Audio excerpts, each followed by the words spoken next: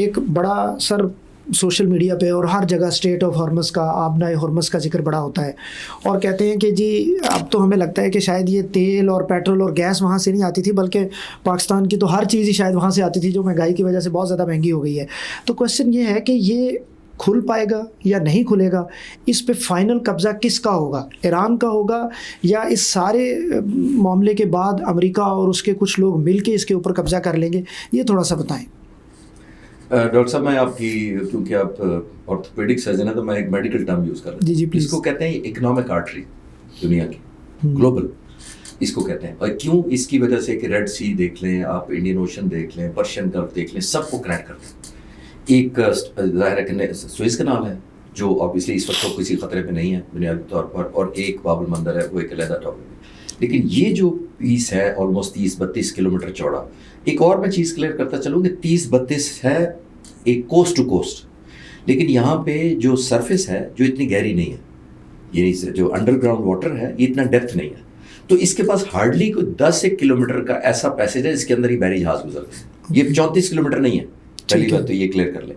تو اس لیے ٹارگیٹ کرنا بھی ایران کو آسان ہوا ہے کہ اس کو ان کوریڈورز کا پتہ ہے کہ یہیں سے گزرنا. پہلی بات تو یہ ایک unique new found advantage Iran کو ملی ہے. ایران کو یہ تو پتہ تھا کہ یہ اسٹریٹ آف ہارمز کتنی امپورٹنٹ ہے، لیکن ایران اتنی ریٹ کی طور پہ اتنا زبردست طریقے سے انفورس کر پائے گا، میرا خیال ایرانیوں کو خود بھی اندازہ نہیں ہوتا کہ وہ آلموسٹ دنیا کا 20-25% آئل نہیں صرف جیسے آپ نے کہا LNG LPG اسٹوریج بہت زیادہ کانوائے سب کو بلاک کر دے گا. یہ ایک نیو فاؤنڈ ریئلٹی ہے جس کی وجہ سے ایران کو پوزیشن ٹو بارگین بہتر ملی ہوئی ہے. جو میں کہہ رہا تھا یہ پاور ٹو ہرٹ ہے نا انڈائریکٹلی. آپ ضروری تو نہیں کہ آپ کسی کو گولی ماریں، آپ ٹریڈ روک دیتے ہیں. امریکہ کی بے بسی بھی حیران کن ہے. امریکی صدر نے دوسرے دن کہا کہ اسٹریٹ آف ہارمز بند نہیں کرنے دیں گے. ایران نے بند کر دیا. ایران پہ بند کرنے کے آپشنز کیا ہیں وہ میں کوئکلی بتا دیتا ہوں کیسے کر سکتا ہے. ایک تو اس کے پاس جو اس کی اگر کوسٹ دیکھیں پہاڑی ہے، پہاڑی سلسلہ بہت ہی آنی بنا ہے جو اس کو فیور کرتا ہے. کنٹورز بڑے آنی بنا ہے ایران کو، جو یہ پوری ایران کی کوسٹ ہے سمندر کی طرف، یہ بہت اونچے پہاڑ ہے نسبتاً، وہ آنی بن ہے، ٹرین ماؤنٹینیز ہے ساری کی ساری. اس کے اندر انہوں نے ٹنلز کے اندر نا کانوائز اپنے بھیجے ہوئے ہیں، ٹرک سے ٹرکس میزائلوں کے ساتھ.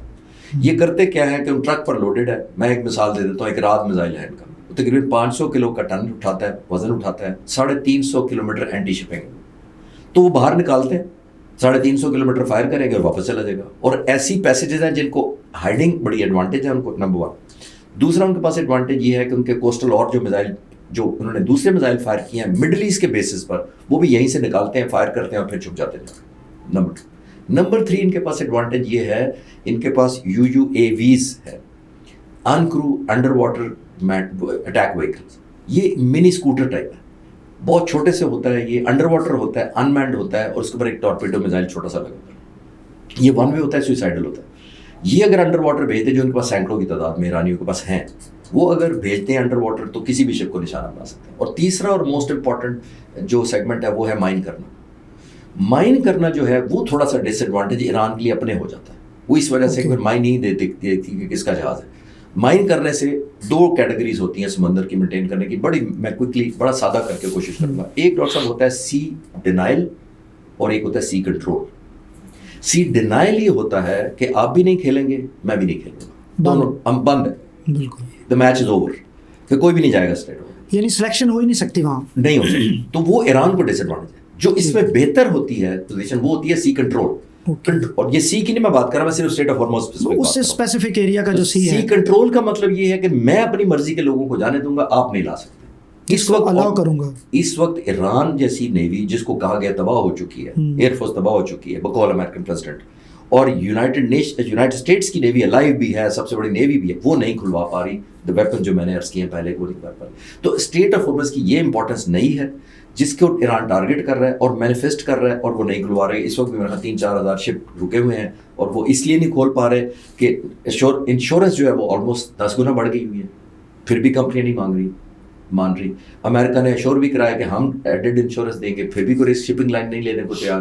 دوسرا انہوں نے کہا ہماری یونائٹڈ اسٹیٹس نیوی جو ڈیفینڈ کرے گی، وہ بھی نہیں کر پا رہے. اور یونائٹڈ اسٹیٹس نیوی کا بہت کم لوگ جس پہ بات کرتے ہیں، یونائٹڈ اسٹیٹس کے لا کے مطابق US navy US flag carrier کے علاوہ کسی کو پروٹیکٹ بھی نہیں کر سکتے. یہ لاسٹ ٹائم جب ٹینکر وار ہوئی تھی عراق کے ساتھ، جب تو انہوں نے اپنے فلیگ کٹ پینٹ کر کے اپنے ڈکلیئر کر کے ان کو پاس پروٹیکٹ کیا تھا. پروٹیسٹ کیا. اچھا, اب یعنی آپ سمجھتے ہیں کہ اب یہ ایران نے اس کو بند کرنے کی بجائے کنٹرول کیا ہے اس پوری سچویشن کو, جیسے پاکستان کے وہاں سے گزرے ہیں 2 شپ گزرے تھے اور انڈیا کے کچھ گزرے تھے.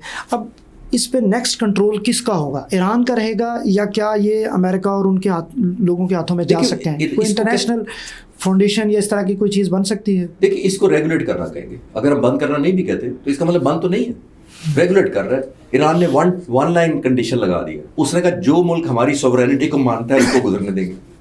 تو آپ دیکھیں باقی گزر رہے ہیں, چائنا گزر رہا ہے, پاکستان کا گزر رہا ہے, باقی ملک گزر رہے ہیں. جو سوورینٹی کو نہیں مانتے ہم ان کو نہیں گزرنے دیں گے. اور ایک اور جو امریکہ کو دھچکا لگا ہوگا کہ اب ایران کرنسی کہہ رہا ہے کہ چائنیز کرنسی میں مجھے پیسے ٹرانسفر کریں گے, $1 کی بجائے. تو ایران تو ایڈوانٹیج میں جب ہو گیا, تو اب وہ ریگولیٹ کر رہا ہے اپنی مرضی سے, بند تو نہیں اس نے کیا, وہ ابھی بھی نہیں کر رہا. لیکن امریکہ کی ہیلپ لیسنس آپ کو نظر آ رہی ہے کہ وہ ملکوں سے کہہ رہے ہیں میری مدد کرو, اٹس اے ٹیم ورک. وہ کہہ رہے ہیں ان کو ٹیم اب یاد آیا کہ میں اکیلا نہیں کھلوا پا رہا, سارے ملک آئے لیکن آنے کو تیار تھے. ایک خبر یہ بھی آ رہی تھی کہ شاید ایران اب اس کے اوپر کوئی ٹیکس لگا دے گا.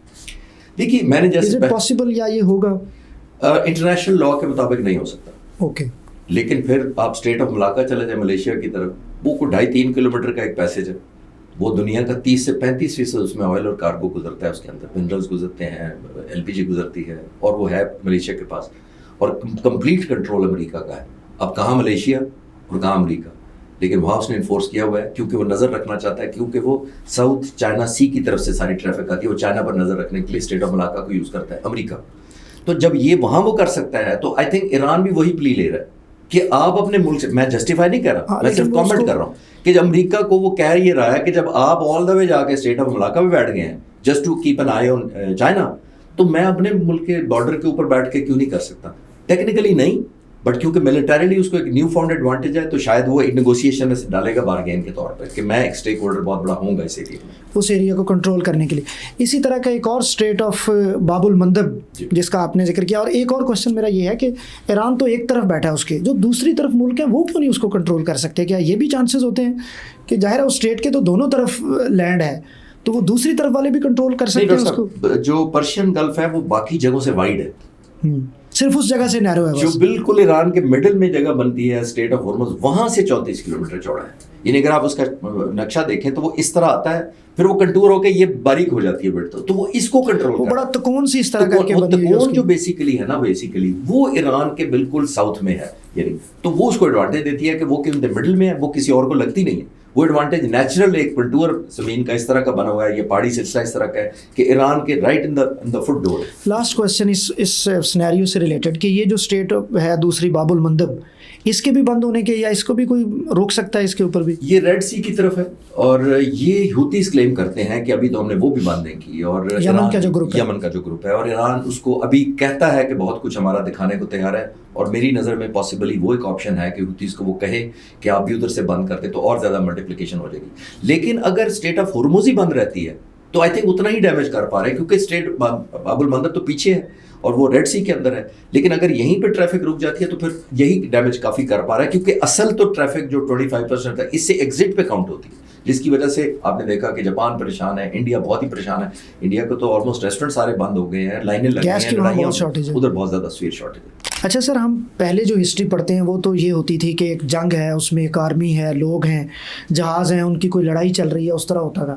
اب جو خبریں آتی ہیں وہ تو ٹوٹل چینج ہو گئی ہیں, آرٹیفیشیل انٹیلیجنس نے ہر چیز کو اپنے کنٹرول میں لے لیا ہے. اب تو یہ میرا کوشچن آپ سے یہ ہے کہ کیا جنگ جو ہے وہ ایک فائٹر پائلٹ جو ہے وہ کاکپٹ میں بیٹھ کے لڑے گا, یا ایک کمپیوٹر رکھے ہوئے سرور روم کے اندر سے لڑائیاں ہوں گی؟ کیونکہ اس وقت جو امریکہ نے آرٹیفیشیل انٹیلیجنس کو یوز کیا ہے, ڈرونس کو, کیمرہ ہیکنگ کو, روبوٹس کو, اس سارے کو ذرا ایکسپلین کریں کہ اب نیکسٹ کیا ہوگا. دیکھیے ایون انڈیا پاکستان کی جنگ, حالانکہ ہم فرسٹ ورلڈ نہیں ہیں دونوں ملک, لیکن پاکستان تو بالکل ہی نہیں ہے as compare to I T technology جس طرح انڈیا ہے. ایز کمپیئر ٹو انڈیا دیکھیے billions of dollar I T سے کماتے ہیں. انٹرنیشنل آؤٹ سورسنگ کا جو 55% ہے, 55% وہ انڈیا کے پاس ہے آئی ٹی آؤٹ سورسنگ. اس کے باوجود پاکستان نے کیا کیا, جو ہماری سائبر کمانڈ تھی اس نے سرپرائز دیا. تو آنے والی جنگیں بلٹ ٹو بلٹ نہیں ہوں گی, ویپن ٹو ویپن نہیں ہوں گی, جیٹ ٹو جیٹ نہیں ہوں گی, سبمرین ٹو سبمرین, ٹینک ورسز ٹینک نہیں ہوں گی. نمبر 1 ہوں گی کہ آپ پرسیپشن کیا کریٹ کرتے ہیں, نیریٹو. وہ سوشل میڈیا بھی ہو سکتا ہے, وہ ویسے بھی ہو سکتا ہے, ڈفرینٹ کیمپینز ہیں, اس پہ تو علیحدہ پروگرام کر سکتے ہیں. یعنی آپ نے پرسیپشن کیا بلڈ کی ہے, اور وہ ظاہر ہے اگر جسٹیفائڈ پرسیپشن ہے تو اس کا تو ظاہر ہے کوئی توڑ نہیں دنیا نکال سکتی. نمبر 1. نمبر 2, آپ نے کتنی ہیومن ڈپینڈنسی کم کی ہے. اوکے, آپ پچھلی جنگ دیکھ لیں, جنگ ہندوستان پاکستان کی جو ہوئی تھی, ہماری پاک فضائیہ نے جو سائبر کمانڈ نے کر دکھایا, وہ اتنا امیزنگ کام تھا جو انڈینز توقع بھی نہیں کر رہے تھے کہ پاکستان کی فضائیہ یا پاکستان کا سائبر کمانڈ یہ کچھ کر سکتا ہے. میں ریفریش کر دیتا ہوں, ٹرینوں کا سسٹم جام کر دیا, 3000 ٹرینیں رکی تھی, گریڈ اسٹیشن بلاک کر دیے تھے ان کی, تو آلموسٹ انڈیا کے نارتھ میں بجلی چلی گئی تھی. ان کے ایئر ٹریولس کو ڈینجر کر دیا تھا, ان کی ویب سائٹ ہیک کر دی, ڈیٹا ڈیلیٹ کر دیا تھا, سینسٹیو ڈیٹا کاپی کر لیا تھا. یہ میں اس کی ڈیٹیل سے زیادہ شاید میں بتا نہ سکوں, لیکن آپ نے دیکھ, اور پھر ہیومینیٹیرین گراؤنڈ پر ہم نے کھولی تھی کیونکہ ہسپتالوں میں بھی بجلی چلی گئی تھی. ہم نے ہیومینیٹیرین کو ریسٹور کیا تھا یہاں بیٹھ کے. ایسے ہو جاتا ہے یہ پیس ٹائم. آپ نے انفارمیشن ڈیٹا اکٹھا کیا, آپ نے اسٹریٹجی طے کی, یہ ہماری سائبر کمانڈ نے کیا. پریزیڈنٹ جو چیف ہے, چیف مارشل ظہیر احمد بابر سدھو, میں ان کو 3-4 دہائیوں سے جانتا ہوں. He was the main who thought کہ اب ہم نے بلٹ ورسز بلٹ نہیں لڑنا, ہم مقابلہ کر ہی نہیں سکتے اسٹرینتھ کا. ہم نے کرنا ہے ایک ایسی چیز ہے جس نے ویلیو ایڈ کر دے آپ کی, وہ آپ کی کیپیبلٹی کو بڑھا دے اور دشمن کی کیپیبلٹی کو ڈی گریڈ کر دے. یہی ہم نے کیا. نمبر 1.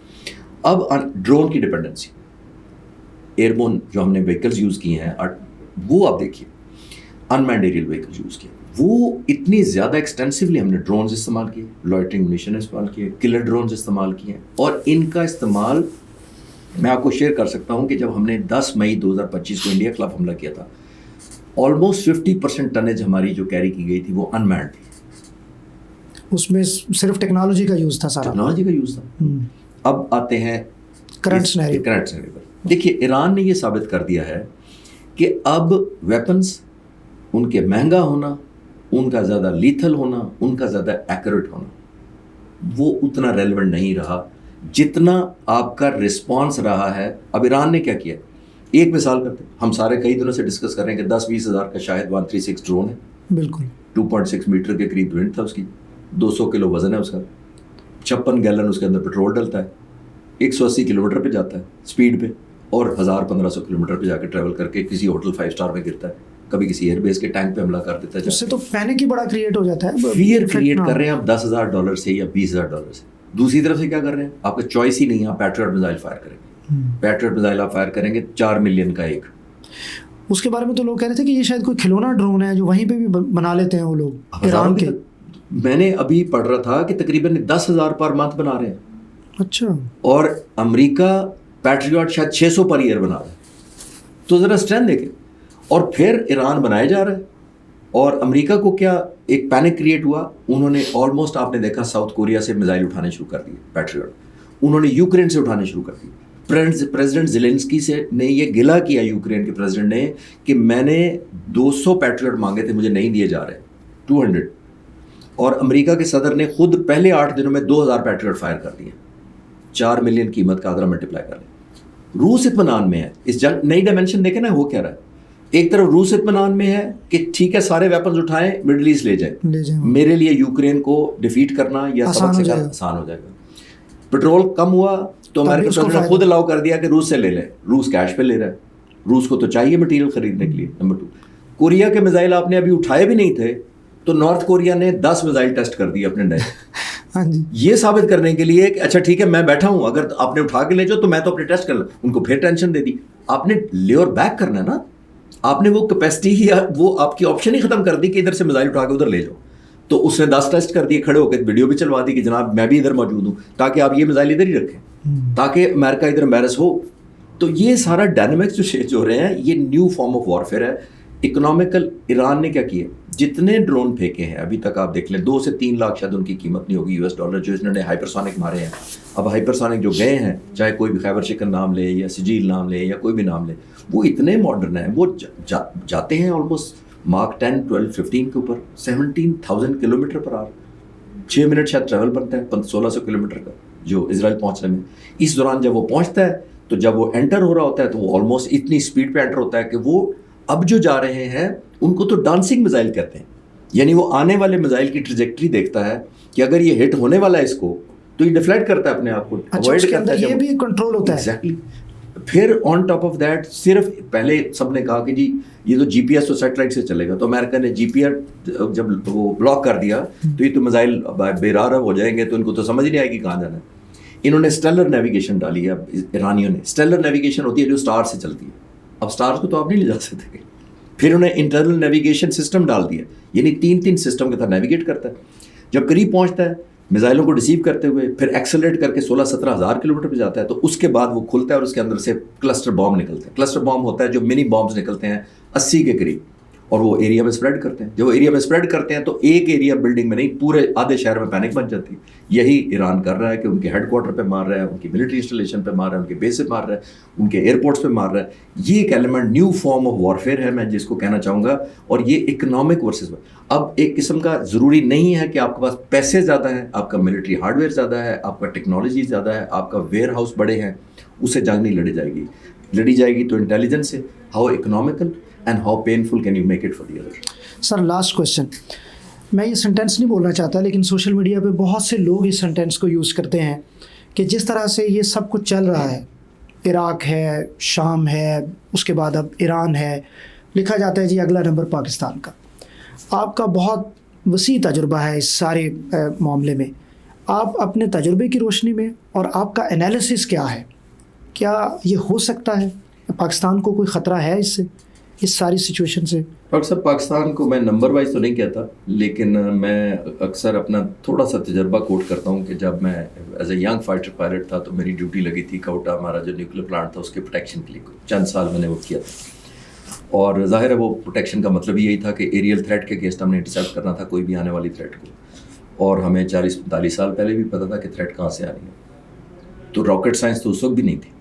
2 ہی ملک تھے جہاں سے حملہ ہو سکتا تھا ہمارے نیوکلیر پلانٹ پر, ایک اسرائیل اور ایک انڈیا. تو باری کے تو چھوڑتے ہیں, باری تو ہمیں پتہ ہے, پہلی بات تو کلیئر. اس وقت ہم نیوکلیر نہیں تھے, اب ہم نیوکلیر ہیں الحمدللہ. تو let it be very clear کہ پاکستان, میں ایران کو لک ڈاؤن کے سینس میں نہیں کہہ رہا, میں یہ کہہ رہا ہوں کہ let it be very clear کہ پاکستان ایران نہیں ہے, پاکستان وینزویلا نہیں ہوگا انشاءاللہ تعالیٰ, پاکستان کوئی اور ملک نہیں, ہم ایک ڈکلیئرڈ نیوکلیر ویپن ہے.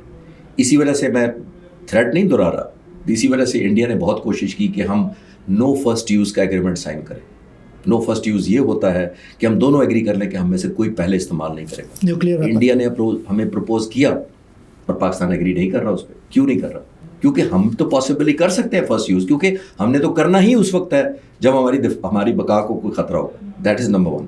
اور دوسرا ایک مثال میں دے دیتا ہوں, ہم سب کو پتہ ہے نارتھ کوریا کے پاس نیوکلیر ویپنز ہیں اور کیا کچھ نہیں ہے. کیوں نہیں کسی نے حملہ کیا آج تک؟ آپ نے آج تک پریزیڈنٹ ٹرمپ کو سنا ہے؟ پچھلے 15 مہینوں سے وہ صدر ہے اور پچھلے 4 سال بھی کر کے گئے تھے کہ نارتھ کوریا کو بھی نہیں چھوڑوں گا میں. ہر روز کسی ملک کا بتا رہے ہوتے ہیں کہ نارتھ کوریا کو نہیں کریں گے, کیونکہ وہ ایشورڈ ملک ہے, ان کو پتہ ہے کہ رسپانس کیا ہوتا ہے. وہی پروہیبٹیو کاسٹ جو وہ امپوز کر سکتا ہے. پاور ٹو ہرٹ ہے, تو جب پاور ٹو ہرٹ ہو تو پھر آپ کی بارگین ختم ہو جاتی ہے. تو ادھر کوئی نہیں کر رہا کیونکہ وہ ڈکلیئرڈ ہے, ہم انڈکلیئرڈ ہے. ہم تو ڈکلیئرڈ ہیں اور ہمارے پاس سروائیول, ہم نے کہا ہے ہم نے ڈیفینس کے لیے بنایا. ہمیں تو یہ تو نہیں کہا کہ ہم نے قبضہ کرنا ہے, ہم نے یہ تو نہیں کہا کہ ہمارا یہ ڈیزائن ہے. ہمارا ایک ہی ڈیزائن ہے, سروائیول. اور اگر خدا نخواستہ سروائیول ہو اس پہ تو کوئی ڈبیٹ ہے ہی نہیں. I am not the policy maker, لیکن میں as a student of strategy comment تو کر سکتا ہوں کہ انشاءاللہ تعالیٰ ایسا کوئی موقع نہیں آئے گا کہ کوئی یہ سمجھے کہ ہماری نیکسٹ باری آئے گی. نیکسٹ باری پرابیبلی ان کی اپنی آ سکتی ہے انشاءاللہ. خواتین و حضرات, ایئر کوموڈور ریٹائرڈ خالد چشتی صاحب ڈیفنس انالسٹ ہمارے ساتھ موجود تھے. ڈاکٹر عبدالباسط کو اجازت دیجیے, آپ کے فیڈ بیک کا انتظار رہے گا, اور میں آپ سب سے یہ درخواست کروں گا کہ اس طرح کی تمام اپڈیٹس کے لیے میرے channel doctor Abdul Basit YouTube channel کو اور خالد چشتی صاحب کے چینل کو سبسکرائب کریں تاکہ آپ کو اتھینٹک نیوز ملتی رہیں, اور اس دعا کے ساتھ کہ اللہ تعالیٰ ہمیں, ہمارے ملک کو اور اس پورے خطے کو ایک پرامن خطہ بنائے. اللہ حافظ.